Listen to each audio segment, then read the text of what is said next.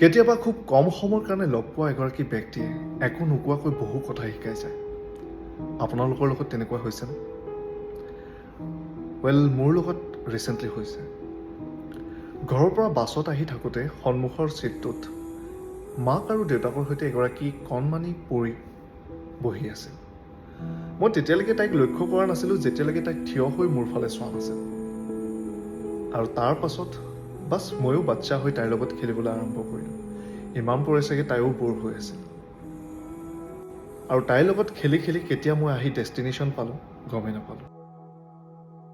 অইন দিনাৰ দৰে ৰৈ ৰৈ অহা বাছখনৰ ওপৰত আজি মোৰ খং নুঠিল, আমনিও নালাগিল। তাইৰ উজ্জ্বল দুচকু আৰু তাৰ হাঁহিটোত কিবা এটা যাদু আছিল। সঁচাকৈ তাইৰ মুখত শব্দ ফুটা নাই, কিন্তু তাৰ হাঁহি আৰু উজ্জ্বল দুচকুৰে বহুত কিবা কিবি শিকায়।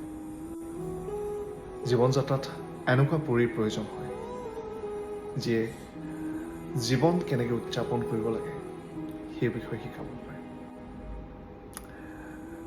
ভাল লাগে। জীৱন উদযাপন কৰিবলৈ মাজে সময়ে শিশু মুডটো এক্টিভেট কৰিব লাগে। জীৱন আৰু ৰঙীন হৈ পৰে।